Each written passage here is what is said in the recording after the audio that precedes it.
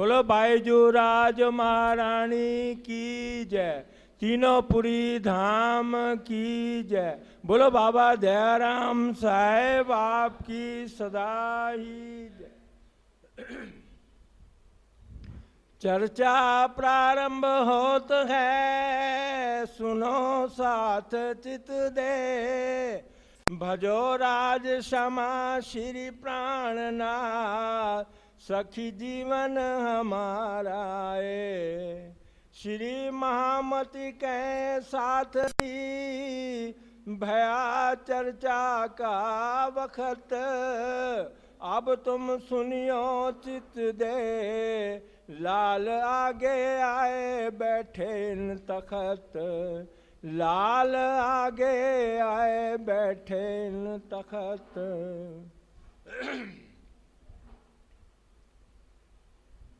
हो गई आत्म फजर, श्री भागवत शास्त्र की सब खुल गई नजर। विवेक सारे वस्त्र को हो गए आत्म फजर। उठ के आए आसन्न अपने ग्रह विश्राम। ए बात मैं किनको कहूँ, कौन माने इस ठाम। एक ठौर कथा मिने भाई गांग जी देत श्रवण।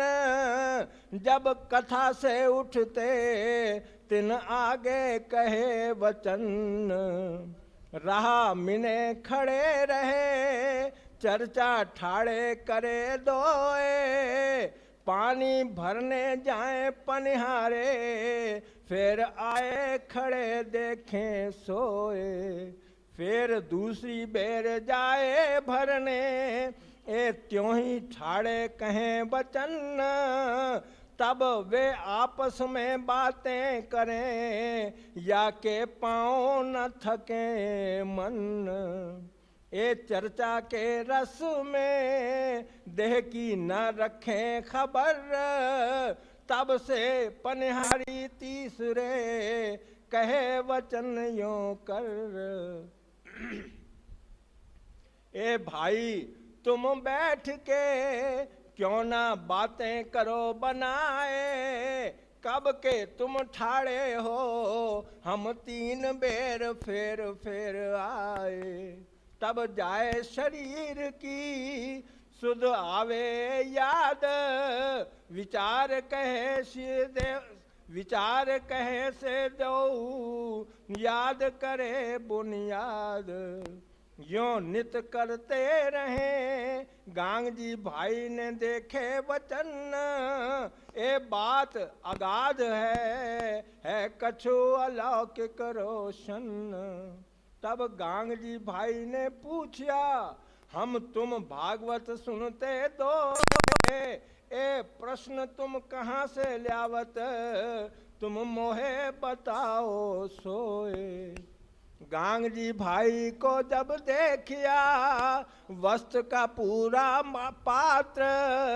तब कछु चले बतावते, सत बोए रजमात्र। तिन खसबोए से भय जोर जिज्ञासु जब। तब कछु आगे चले बीतक बताई तब। फिर जन्म से लेके आए नए नगर, तहाँ लो सारी बीतक कह चले ताऊ पर। फिर नए नगर में ज्यों कर भया दीदार, सो सारी बताए दई जो मेहर परवर दिगार।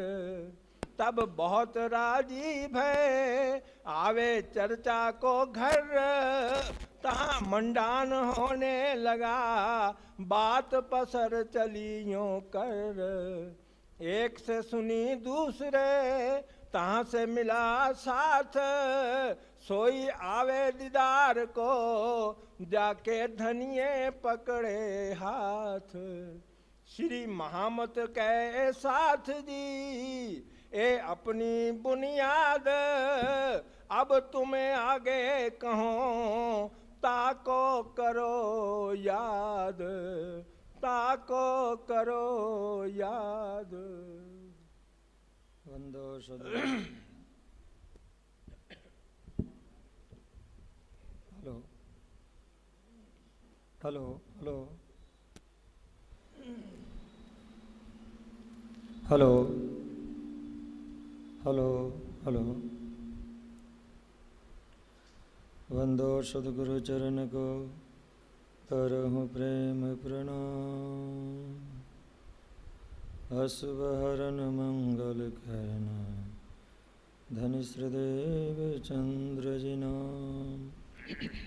श्री प्राणनाथ निज मूलपति श्री मिहिराज सुनाम, तेज कुंवरी श्यामा युगले पल पल करूं प्रणाम, पल पल करूं प्रणाम।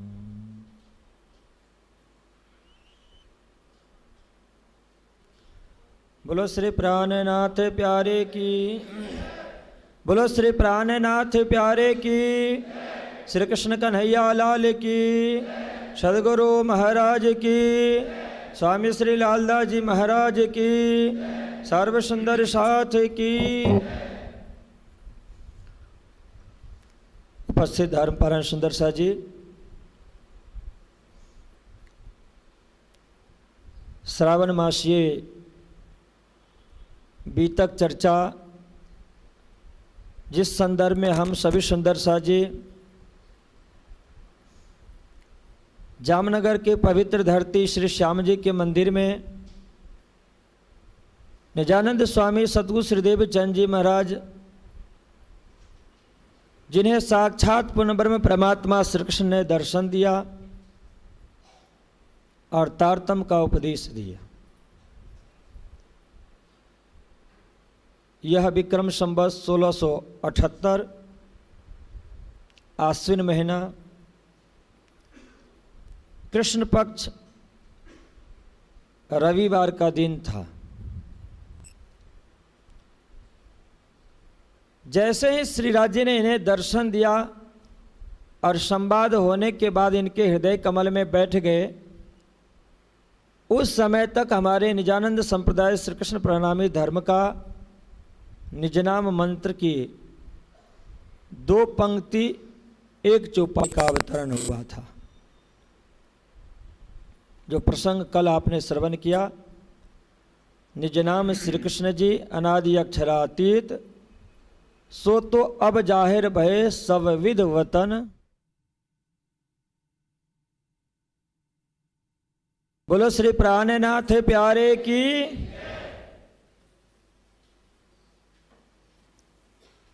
उस समय तारतम महामंत्र में जो हम सभी सुंदर साजी 6 चौपाई को दर्शन करते हैं,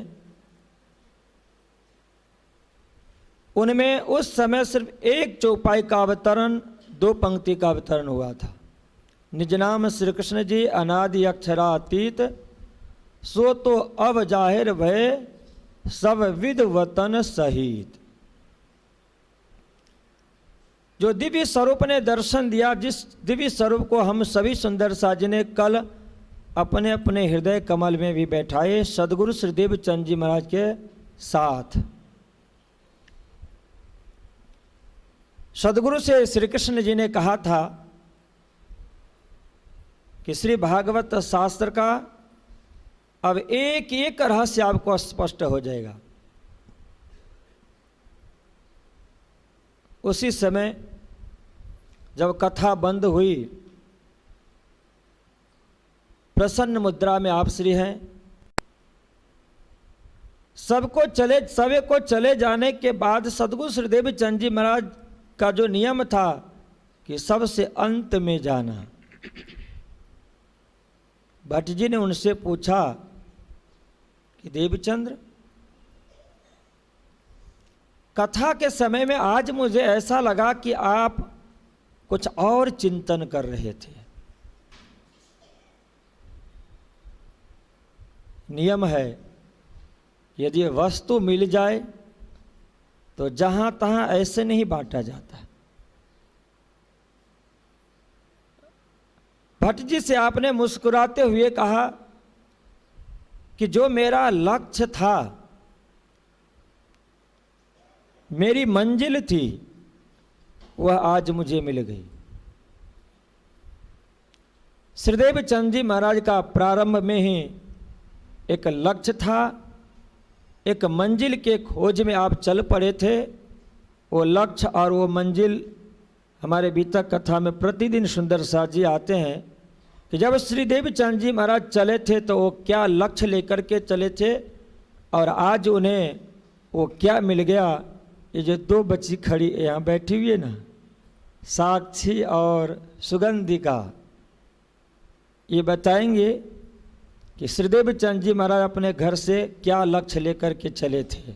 बोल बेटा साक्षी। अच्छा, अब जब इनकी 40 वर्ष की अवस्था हो गई तो इनको श्याम जी के मंदिर में दर्शन हुआ और उस मंजिल पर जब आप पहुंचे तो उनको क्या क्या मिला, ये साक्षी की बड़ी बहन बताइए।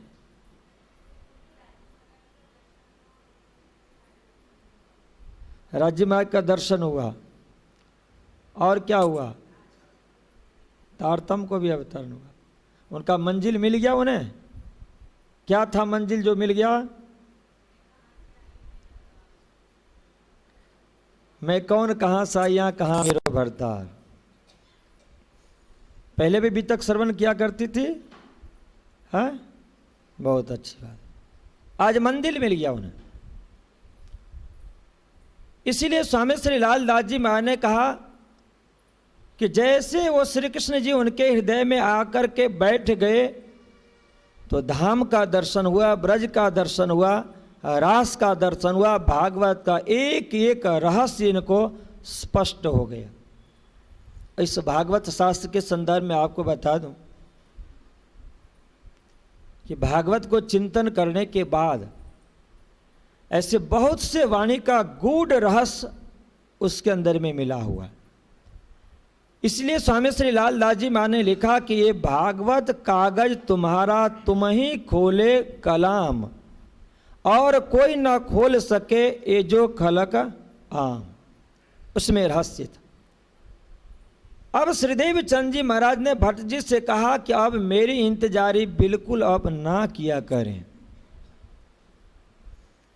आपका जो कथा का समय है आप शुभारंभ कर दिया करेंगे। पर श्रीदेव चंद जी महाराज अभी कथा श्रवण करने के लिए आना उनका बंद नहीं हुआ, चालू है। इनके मन में उद्गार, क्योंकि सदगुरु के हृदय के अंदर में तारतम है, उनके हृदय में श्री राजी महाराज है, उनके हृदय में परमधाम है, उनके हृदय में एक इतना बड़ा समुद्र है कि उस समुद्र के अंदर में दरिया की तरंगे निकलते रहते। श्री राजी महाराज ने जब उनसे कहा था कि आप भी आए हो और धाम से 12,000 ब्रह्म प्रियाएं आई हैं, उनको जगा करके परमधाम ले आना है। श्रीदेव चंद जी महाराज ने बहुत उत्सुकता के साथ में कहा कि वो सुंदर साथ हमें कहाँ मिलेंगे। श्रीराज जी ने कहा कि अब आपको खोजना नहीं, मैं उन सभी सुंदर साथ जी को आपके पास में भेजूंगा। और भेजना शुरू करते हैं। सबसे प्रथम उनके पास में आएंगे सुंदर साथ, उनका नाम होगा गांगजी भाई, और वो भेजे जाएंगे। श्रीदेव चंद जी महाराज के अंदर में जो निजानंद है, जिनकी खोज 29 वर्ष से आप कर रहे थे।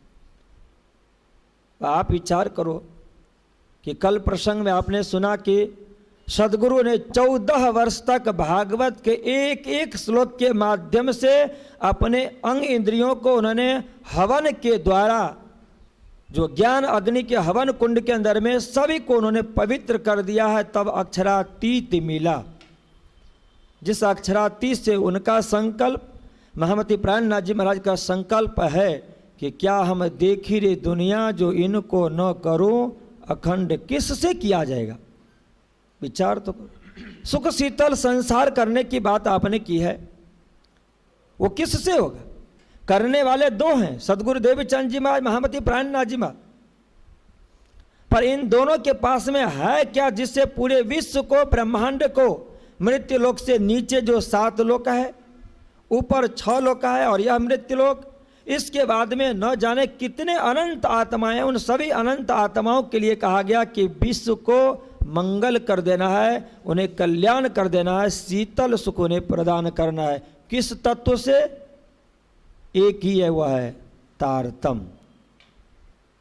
उस तारतम के अंदर में इतनी शक्ति है, इसलिए महामती प्राणनाथ जी ने कहा कि तारतम का बल कोई न जाने, एक जाने मूल स्वरूप, और मूल स्वरूप की चित्त की बातें तारतम में कई रूप। जिसने परमधाम का विस्तार किया, जिसने संपूर्ण विश्व ब्रह्मांड को बनाया, और संपूर्ण विश्व ब्रह्मांड के अंदर में जो प्राणी है, उस प्राणी को यदि अखंड करना है, शीतल सुख देना है, तो वह दिया जा सकता है एक ही उसी पूर्ण ब्रह्म परमात्मा से, जिसके लिए श्री जी ने कहा कि तारतम के अंदर में इतना बल है, इतना बल है कि कोई नहीं जान सकता। हमें तो एक चौपाई का ज्ञान हो जाता है तो इतना समझ लेते हैं कि बस अपने जैसा तो दुनिया में कोई है ही नहीं, एक चौपाई के ज्ञान की। और उस एक चौपाई में भी 3 होता है, शब्दार्थ होता है, उसका स्वरूपार्थ होता है, भावार्थ होता है। सिर्फ हमें शब्द का ज्ञान होता है तो इतने बड़े ऊंचे आकाश में उड़ते रहते हैं कि जिसकी कोई ठिकाना नहीं, एक चौपाई का। और उस तारतम के लिए कहा कि तारतम का बल कोई न जाने। इसे भागवत के लिए कहा गया कि इस भागवत का जो रहस्य है, महामती प्राणनाथ जी और लालदास जी ने कहा कि कोई नहीं जान सकता। ये जो खलक आम 14 लोक ब्रह्मांड के अंदर में कोई नहीं जान सकता है भागवत का रहस्य। श्लोक जानते हैं, कथा भी कर लेते हैं, सब कुछ है, पर उस भागवत का जो प्राण है, वो प्राण कौन है, कहाँ से है, उसके अंदर में कितनी दिव्य शक्ति है, यदि कोई एक जानने वाला होगा तो एक पूर्ण ब्रह्म परमात्मा उस भागवत का भी और तारतम का भी। और फिर उनकी कृपा जिनके ऊपर में हो जाए, महामती प्राणनाथ जी ने इसलिए कहा कि न सीखे सिखाए सोहबते हक मेहरे पावत। तारतम के लिए कि इतना आगाध है, यदि उसमें से पूर्ण ब्रह्म परमात्मा की कृपा किसी सुंदर साथ के ऊपर में हुई तो उनके कृपा से वो जान सकते हैं, बाकी पुरुषार्थ करके जान लेना मुश्किल है।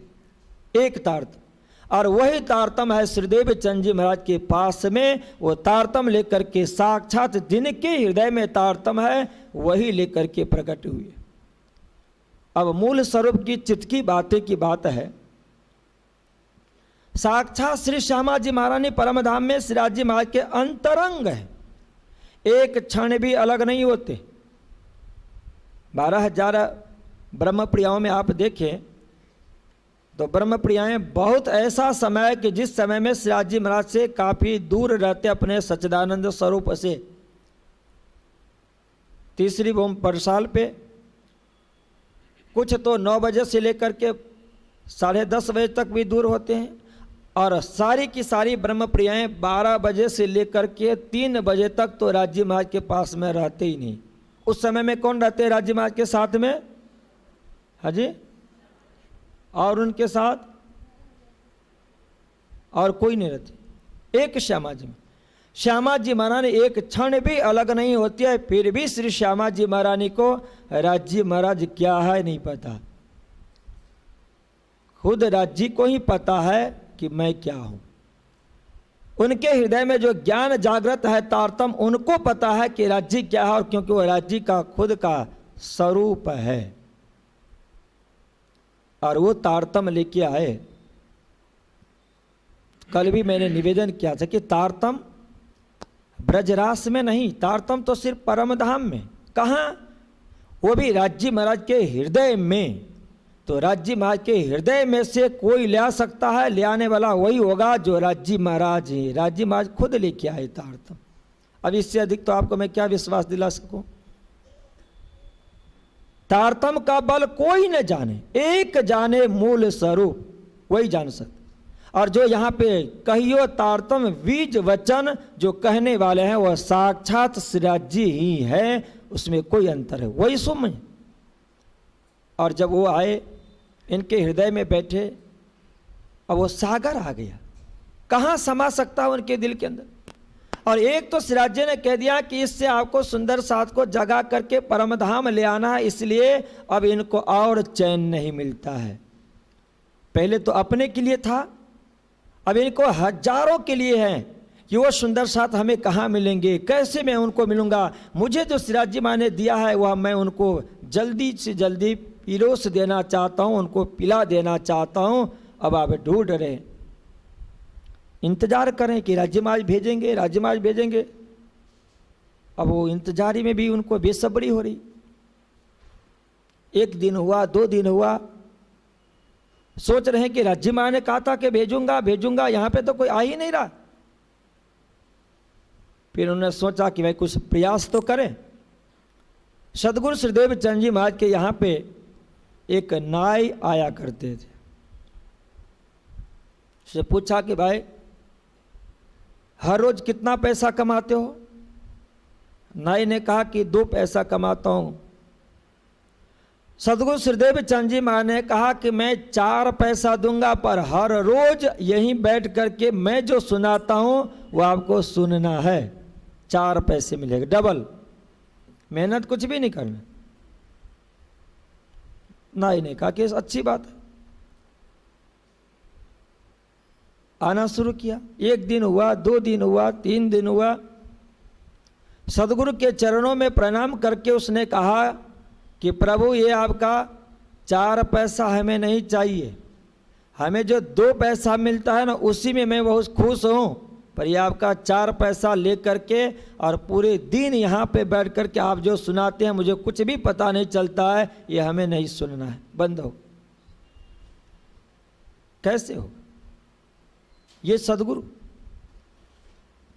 जब सदगुरु के हृदय में इतना भरा पड़ा सागर है और वो देना चाह रहे हैं, वो आपने सोचा कि इस सागर की प्राप्ति के लिए मैंने 29 वर्ष तक साधना की है और 29 वर्ष की साधना के बाद में जो वस्तु मिले वह, जिसने कभी मंदिर देखा नहीं है, प्रभु की प्रतिमा को दर्शन नहीं किया, किसी धर्म संप्रदाय में दीक्षा नहीं लिया है, उनको यदि सागर का बूंद पिलाना शुरू करे तो कभी संभव नहीं है। इसलिए श्री जी ने कहा कि केसरी दूध न रहे रज मात्र। कब? कि जब तक वह पात्र न बन जाए। श्री जी श्रीदेव चंद जी महाराज इंतजार कर रहे हैं। इनको विचार आया कि कथा में जितने भी वैष्णव लोग हैं देवचंद जी महाराज के विरोधी, पर एक उसमें बहुत अच्छे नेक आदमी है जिनका नाम गांगजी भाई है। आपने विचार किया कि गांगजी भाई यदि मिल जाए तो स्नेह रखता है, उनको सुनाऊंगा तो कुछ न कुछ बात बनेगी। खोजा गया तो पता चला कि गांगजी भाई तो गया है अरब, प्रस्थान हो गई। हकीकत था कि वो जामनगर में नाव पे बैठ गए थे, रात्रि का समय था। रात्रि में स्वप्न हुआ, स्वप्न में श्री कृष्ण जी ने दर्शन दिया और दर्शन दे करके गांगजी भाई से कहा जाता है कि गांगजी भाई जाओ वापस घर पे, देवचंद जी इंतजार कर रहे हैं, उनके पास जाओ। देवचंद्र जी आपको अपने स्वरूप को पहचान करा देगा, आपका असल नाम बता देगा, आपका असल धाम घर बताएगा, इसलिए देवचंद जी महाराज के पास में जाओ। देख रहे सपने में साक्षात श्री कृष्ण और वो श्री कृष्ण देवचंद जी महाराज के पास में भेज रहे हैं। प्रातः काल जब उठा सो के विचार किया कि भाई ये स्वप्न है, स्वप्न में तो ऐसी बातें आती जाती रहती, वापस नहीं गए। दिन व्यतीत हुआ, दूसरी रात्रि में भी आपने फिर से स्वप्न देखा और स्वप्न में श्री कृष्ण का दर्शन। उन्होंने कहा कि अब तक नहीं गए, फिर से उन्होंने समझाया कि जाओ जल्दी से वापस जाओ, उनके पास में कल्याण हो जाएगा। को लगा कि भाई कुछ ना कुछ कारण तो है। गांगजी भाई ने विचार किया कि अब जब मैं वापस आऊंगा अरब से, इसके बाद में जरूर से जरूर मैं जाऊंगा देवचंद जी के पास। नाव खुल गया, तीसरा दिन हुआ, नाव खुल गया, और तीसरी रात्रि में जब आप सोए तो साक्षात मोर मकुटधारी श्री कृष्ण आए और इसके बाद में कहा कि यह तीसरी बार है और आप गए नहीं, अब मैं देखता हूं कि आप वापस कैसे आप अरब जाते हो, अरब जाते हो। प्रातः काल समुद्र में तूफान आया और फिर नाव वापस जामनगर के लिए मुड़ चल। गांगजी भाई घबरा गए। जैसे ही नाव आया जामनगर में, घबराए हुए आप घर पे भी नहीं गए और दौड़े दौड़े गए श्रीदेव चंद जी महाराज के पास। उनसे एक एक बात सुनाई। श्रीदेव चंद जी महाराज को विश्वास हो गया। सिराज जी ने कहा था कि मैं भेजूंगा, हो न हो कि यही आत्मा है गांगजी भाई जो मुझसे बहुत स्नेह किया करते हैं।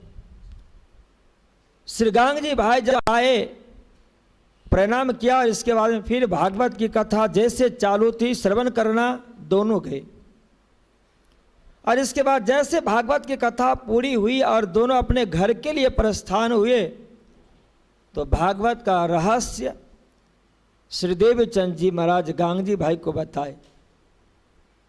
लालदास जी ने एक उदाहरण दिया, एक वहाँ की बात बताई कि जैसे भागवत कथा से उठ करके दोनों आगे बढ़े, तो भागवत का ऐसा रहस्य श्रीदेव चंद जी महाराज ने शुरू किया कि दोनों चलते जा रहे हैं, बात हो रही है। कोई ऐसा प्रसंग आया कि जिस प्रसंग पे दोनों का पांव रुक गया, कदम नहीं आगे बढ़ा, और फिर बातें हो रही है। श्रीदेव चंद जी महाराज को समुद्र मिला है, भागवत का एक एक रहस्य खुल गया है। भागवत का उनको श्लोक नहीं दिखता है, अक्षर नहीं दिखता है। भागवत के अंदर में जो श्लोक के अंदर में जो संदर्भ वर्णन किया गया वह स्वरूप दिखता है, और वह स्वरूप दिखता है कि जिसमें साक्षात ब्रज और रास के अंदर में लीला करने वाले जो स्वयं गांगजी भाई सुंदर भाई की आत्मा श्रीदेव चंद जी महाराज और 12,000 ब्रह्म प्रियाएं उनको प्रत्यक्ष दिख रहा है ब्रज और रास के। और वही भागवत का श्लोक श्रीदेव चंद जी महाराज ने निकाला और गांगजी भाई को उसमें से रस पिलाना शुरू किया, जैसे सदु श्रीदेव चंद जी महाराज पान किया करते थे। अब रस मिले से मैं आपको जबरदस्ती बैठा करके कुछ सुनाऊं ना, और आपको पता हो कि भाई कथा तो 9 बजे तक ही होने वाली है और 9:15 हो गया और महाराज तो छोड़ ही नहीं रहे। फिर आपकी आंखें ऊपर नीचे होगी, हाथ में घड़ी पहने रहेंगे तो ऐसे करके देखना प्रारंभ करेंगे, फिर ये बैठे होंगे तो पैर इधर से इधर हिलेगा, तो महाराज को समझ लेना होगा कि अब ये चाहते हैं कि बंद हो जाएं। श्रीदेव चंद जी महाराज जब सुना रहे थे तो गांगजी भाई का कदम बिल्कुल हिला डुला नहीं, उसको पता ही नहीं। यदि एक थक गए रहते ना तो खुद ये कहते कि अब सदगुरु रहने दीजिए, अब कल श्रवण कर लेंगे, कल चर्चा हो जाएगी। लालदास जी महाराज ने बताया कि वहां पे पानी भरने के लिए पनहारिन आया जाया करती थी। पनहारिन ने देखा कि रास्ते में ही, क्योंकि पनहारिन को कभी कभी हो ना भाई बीच का रास्ता खाली हो तो कुछ नहीं, आपको कुछ नहीं करेगा, पर दोनों ऐसे बीच में खड़े हो गए कि पनहारिन को बार बार उनको साइड दे करके निकलना होता था। एक बार हुआ, 2 बार हुआ, तीसरी बार जब पनहारिन आई तो दोनों से कहा कि भाई साहब आपको कुछ पता है, कितने देर से आप दोनों बात कर रहे हैं? यदि आपको बात ही करनी है तो बैठ के बात करो ना, उनको ये थोड़ी कहना था कि मुझे रास्ता दे दो, बीच से आप हट जाओ। पनहारी ने कहा कि मैं 3 बार पानी भरने के लिए आई हूं और तब से आप बातें कर रहे हैं, बैठ के बात कर लो ना। जैसे श्रीदेव चंद जी महाराज उसमें मस्त थे, गांगजी भाई भी दोनों मस्त थे, दोनों पात्र। एक के हृदय के अंदर में भरा पड़ा समुद्र है, उस समुद्र में भागवत का तरंग उठ रहा था। जो प्रसंग होता है ना, गीता की बात आएगी तो गीता का तरंग उठेगा। आगे आप श्रवण करेंगे जब महामती प्राणनाथ जी महाराज के पास में तारतम्य आएगा, तो जहां पे जो प्रसंग रहेगा उसी प्रसंग को लक्ष्य लेकर के तुरंत वह प्रकरण का अवतरण हो जाता है। चिंतामणि जी का प्रसंग आएगा, अवतरण हो जाए। वैष्णव का आएगा, उनसे मिला हुआ प्रकरण अवतरण हो जाए। सदगुरु श्रीदेव चंद जी महाराज जब इनको समझा रहे हैं भागवत की बात, तो भागवत का तरंग आया और भागवत के तरंग में मस्त होकर के उसमें से रस पिलाया जा रहा है गांगजी भाई को, और गांगजी भाई को भी शुद्ध नहीं है, खबर नहीं। जब ध्यान हुआ कि अरे इतनी देर से हम लोग खड़े, श्रीदेव चंद जी महाराज से गांगजी भाई ने कहा कि भागवत कथा आप भी श्रवण किए, मैं भी, और हम दोनों श्रवण कर रहे हैं, पर ठीक है कि आपको सारी बातें याद है, पर श्रवण तो मैंने भी किया है। यदि ये बात सुनी रहती अब तक तो मुझे स्मरण हो गया रहता, पर ये बात तो मैंने कभी सुनी ही नहीं। पर ये भागवत का ही प्रसंग आप बता रहे, श्लोक भागवत का है, भाव भागवत का है, रस भागवत का, ये आप कहाँ से ले आए? क्योंकि भागवत में से एक बूंद पिला दिया गया किनको? अपने ही लीला ब्रज रास की पिला दी गई गांगजी भाई को। और जो रस पहले आप एक बार पी लिए हो ना, और उसमें बहुत आनंद आता हो, और वो रस बरसों के बाद यदि फिर से एक बूंद पिला दिया जाए तो याद आ जाती है। कहाँ का रस पिलाया? भागवत का। भागवत में कौन? व्रजरास का। और व्रजरास का रस इतना माधुर्य रस था कि गोपी ने पी थी, इसलिए उनका नाम गोपी हो गया था, कि अपने एक एक इंद्रियों के माध्यम से ब्रज के अंदर में श्री कृष्ण का रस पिया। और योग माया ब्रह्मांड में जब गए तो योग माया ब्रह्मांड में तो ब्रह्मानंद और भजनानंद में इतनी मस्त हो गई थी गोपी कि श्री कृष्ण का एक क्षण का वियोग भी सहन करना उनके लिए मुश्किल हो गया था। एक क्षण का वियोग, इतना आनंद था।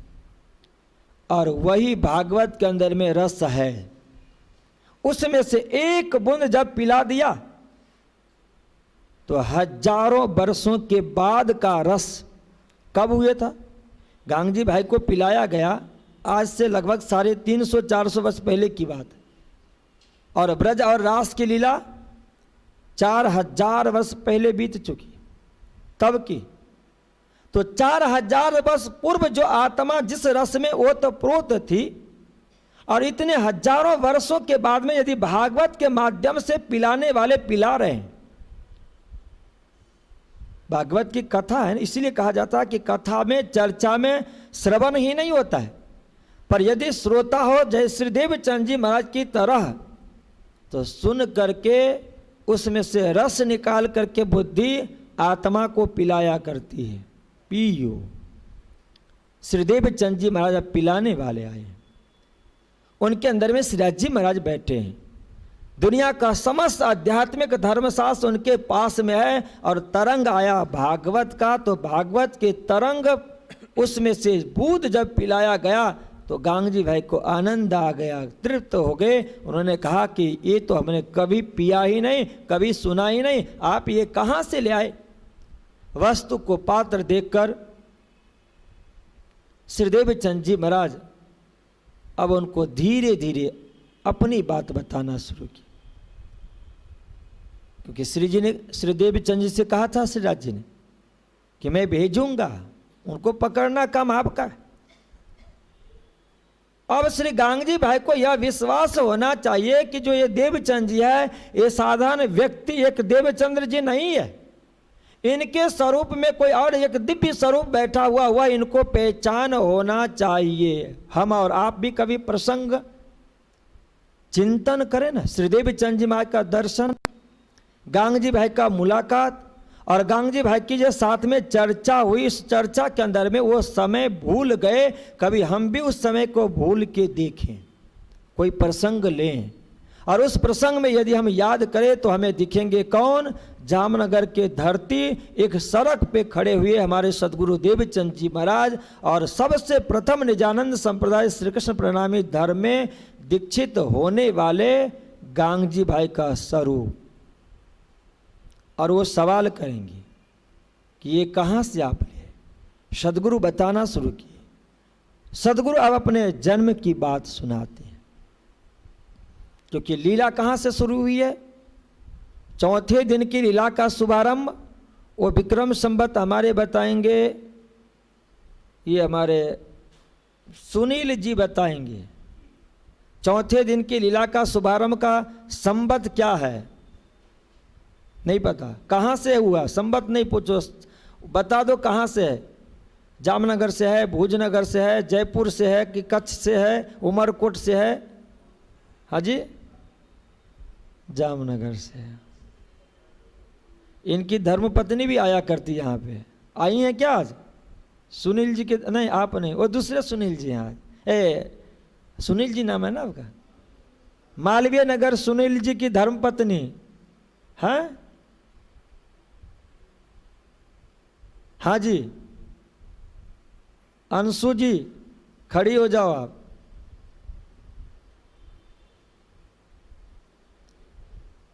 ये चौथे दिन की लीला श्रीदेव चंद जी महाराज की अपने यहाँ कहाँ से शुरू होती है? मूल लीला जामनगर से, भुजनगर से, जयपुर से कि उमरकोट मारवाड़ से? हाँ जी, दोनों ने सपोर्ट किया। हाँ जी, आप बोलिए। उमरकोट मारवाड़ से, वहां से ही धनी की लीला है।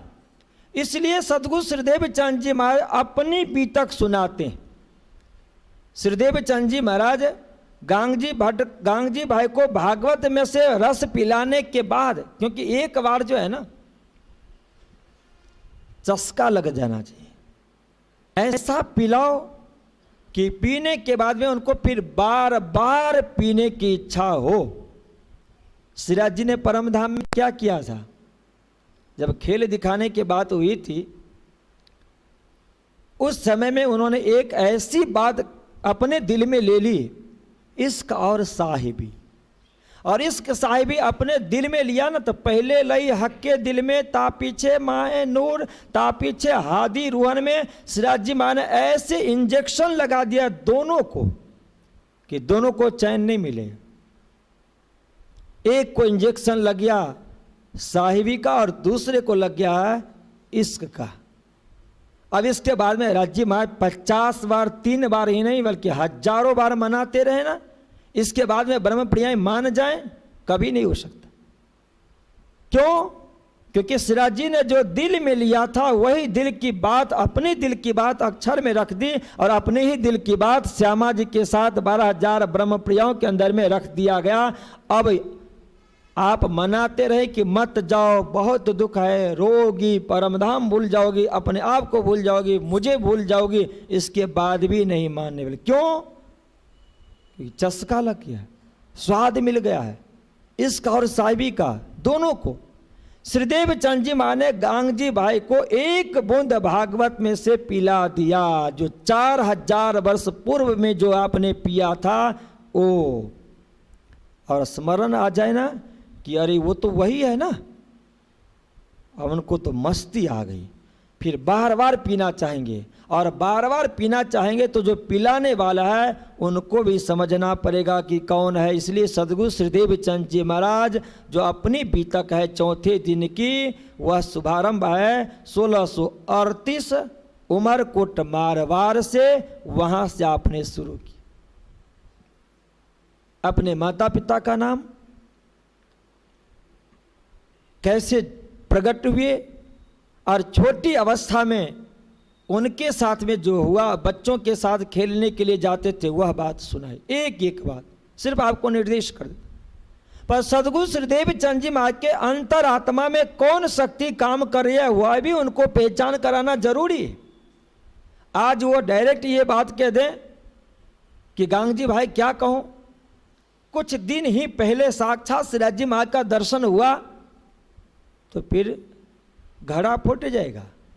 इसलिए श्री जी ने कहा कि संजमे संजमे पिलाई, धीरे धीरे एक एक बूंद पिलाना, नहीं तो मुश्किल हो जाएगा, कोई मानेगा नहीं।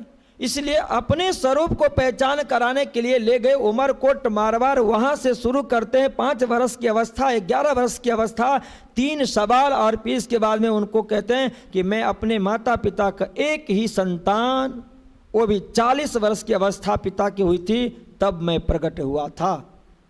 घर को छोड़ के चल पड़ा। उमरकोट मारवाड़ की एक एक बात सुनाते हुए कच्छ की एक एक बातें सुना दी। उस समय आपने सुनाया कि कैसे दिव्य स्वरूप ने हमें दर्शन दिया था कच्छ की रेतीली भूमि में सिपाही वेश।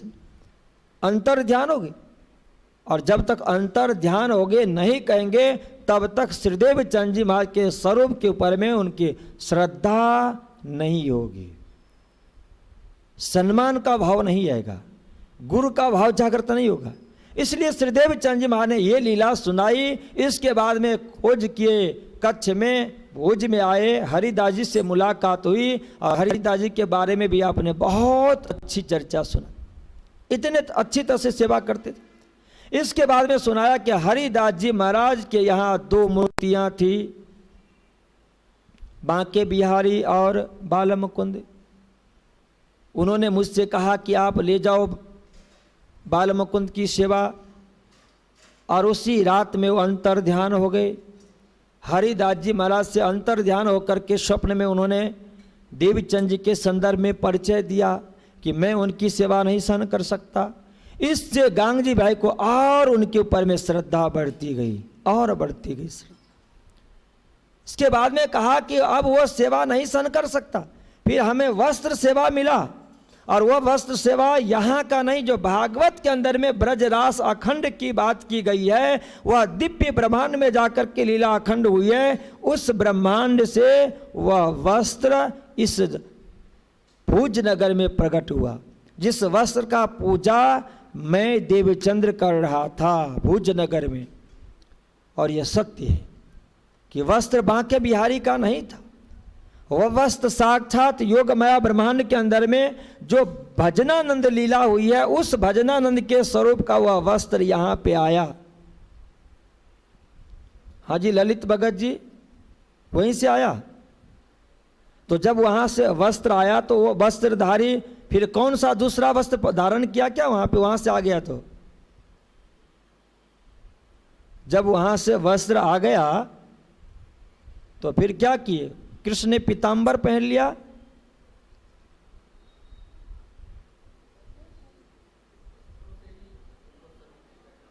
अरे वस्त्र वहां से आया ना, योगमय ब्रह्मांड में जो अक्षर ने अपने बुद्धि में जो अखंड कर लिया है, उस स्वरूप का वस्त्र यहां आ गया ना। बात सत्य है ना। तो वस्त्र जब आ गया तो वो स्वरूप फिर क्या पहन लिए, चेतन है। योग माया तो माया कई पर नेक न माया इत, जो अखंड हुई तो अखंड तो ऐसा अखंड है कि उसमें से आप जितना लेते जाओ ना कोई कमी नहीं है। और जो स्वरूप ने दर्शन दिया ना, वह किशोर अति सुंदर स्वरूप खेला जो वृंदावन, वो कहाँ से आए हैं, वो भी वहीं से आए। तो जब वो भी वहीं से आए तो फिर वस्त्र नहीं आ सकता है क्या, वस्त्र भी आ सकता है, पर अनंत है, दिव्य पुरुष। श्रीदेव चंद जी महाराज ने उनको सुनाया कि वस्त्र सेवा मिली, और वस्त्र सेवा करते करते फिर मैं यहाँ पे जामनगर में आया, संकल्प लिया, और 14 वर्ष तक भागवत कथा सुनने के बाद फिर मुझे ज्वर बुखार आ गया। इसके बाद में भी सुनता रहा। इसलिए बताना जरूरी है कि कभी हमें भी राज्य महाराज परीक्षा ले सकते हैं। और उस घड़ी में हम यदि विचार करें, हमारा समाज और परिवार का लोग ये कहें कि भाई अधिक भक्ति करते हो तो फिर ये परीक्षा ली जा रही है, तो राज्य क्या करते हैं, अपने सुंदर साथ को कष्ट तो नहीं देते हैं ना, भक्ति करने वाले को कष्ट नहीं देते हैं, पर आ जाए तो समझ लेना कि भाई कष्ट नहीं है, उनकी कृपा होगी। और थोड़े से कष्ट के अंदर में बहुत कुछ उनको देना होगा।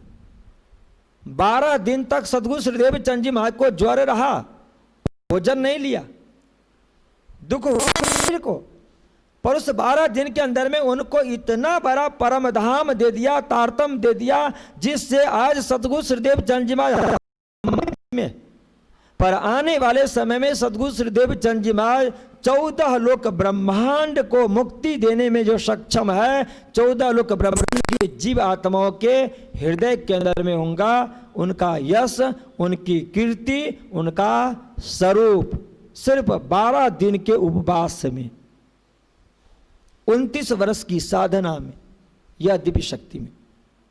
इसके बाद गांगजी भाई से आपने कहा कि लगातार मैं श्रवण करता रहा भागवत, 12वें दिन हम स्वस्थ हो गए, और इसके बाद 10-15 दिन हुआ तो साक्षात पूर्ण ब्रह्म परमात्मा श्री कृष्ण ने हमें दर्शन दिया, उनसे बातें हुई, तारतम की बात हुई, वो हमारे हृदय कमल में आकर के विराजमान हो गए।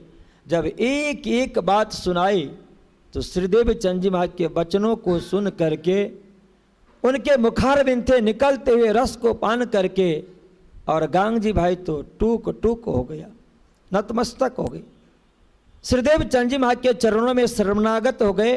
और इसके बाद में स्वामी श्री लाल दास जी महाराज लिखते हैं कि अब श्रीदेव चंद जी महाराज के यहाँ पे जाना शुरू हो गई, और श्रीदेव चंद जी महाराज अब से, जब से श्रीदेव चंद जी महाराज के घर जामनगर में राज मंदिर है, राज मंदिर में गांगजी भाई कथा श्रवण करने के लिए आना शुरू कर दिए, उसी दिन से सदगुरु श्रीदेव चंद जी महाराज भट्ट जी के पास श्याम जी मंदिर में कथा श्रवण करना बंद कर दिए। स्वामी श्री लाल दास जी महाराज लिखते कि यहाँ पे अब मंडान होना शुरू हो गया, भीड़ शुरू हो गई।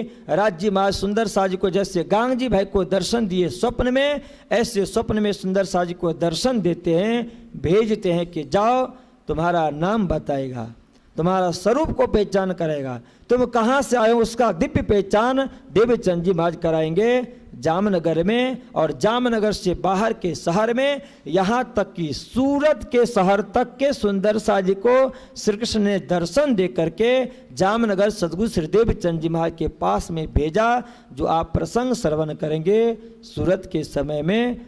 अभी समय आपका हो चुका है। अब सदगुरु श्रीदेव चंद जी महाराज के यहाँ जब चर्चा की भीड़ हो गई, आनंद मंगल हो रहा है,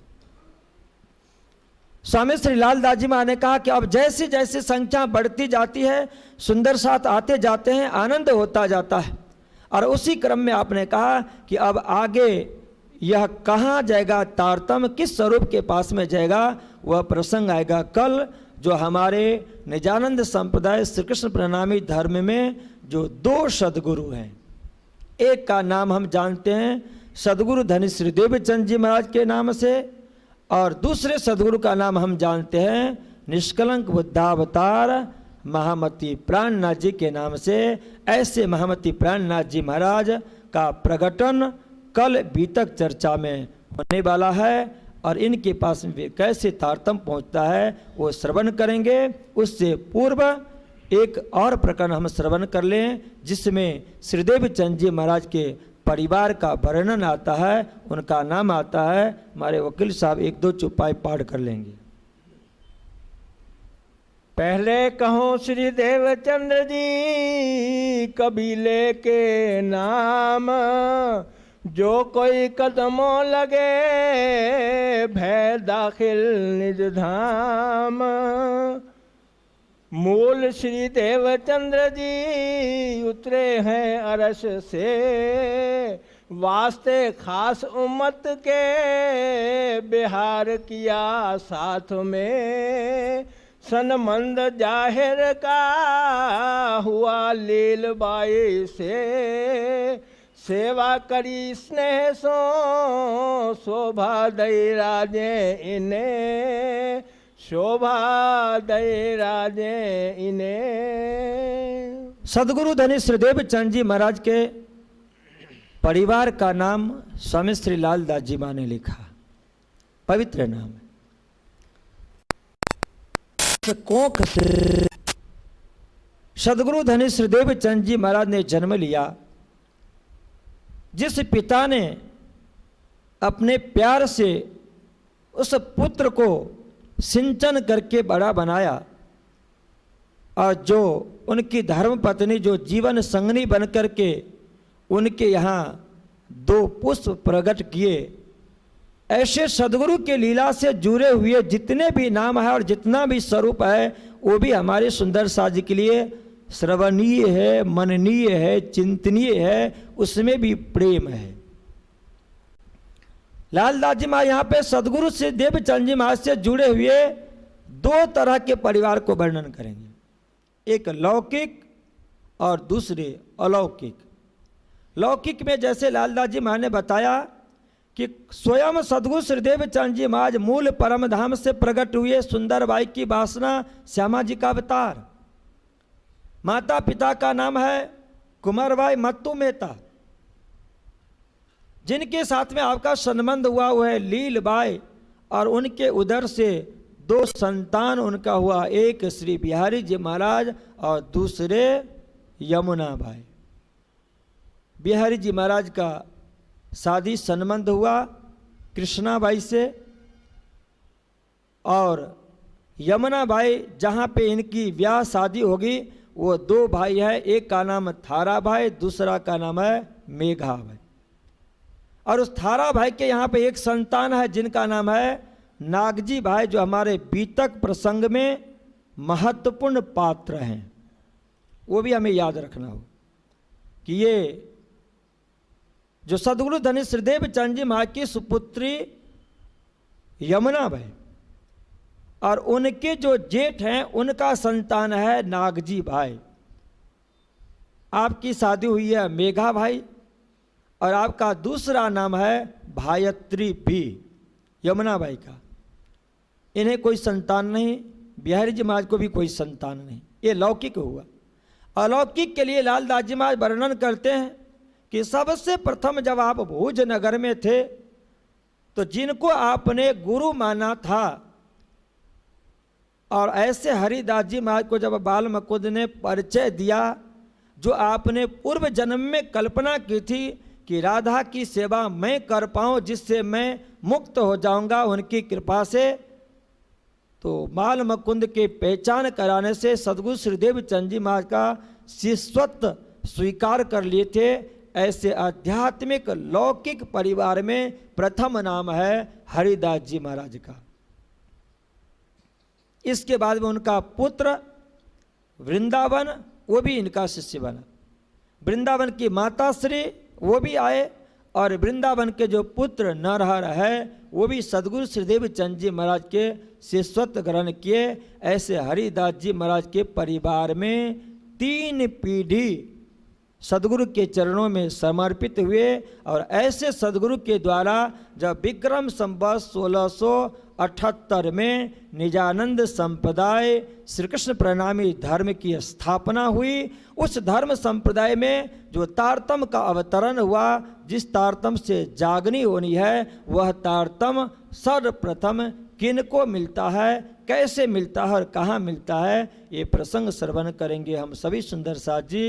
कल आज यहीं पे विराम दिया जाता है।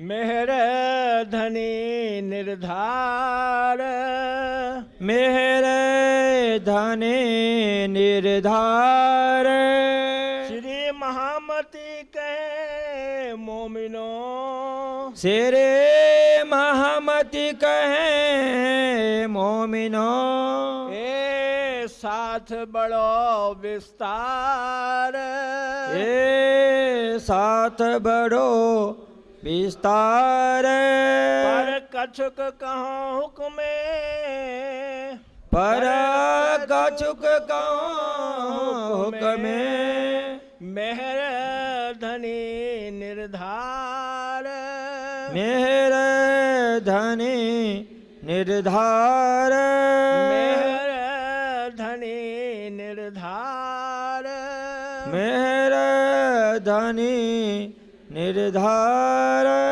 बोलो श्री प्राणनाथ प्यारे की जय, श्री आनंद मंगल श्री धाम धनी जो की जय, श्री बाय जो राजो की जय, श्री महाराजा छत्रसाल जो की जय, श्री सुंदर साल जो की जय, श्री सुंदर साज जावर जी साहेब जी के चरण।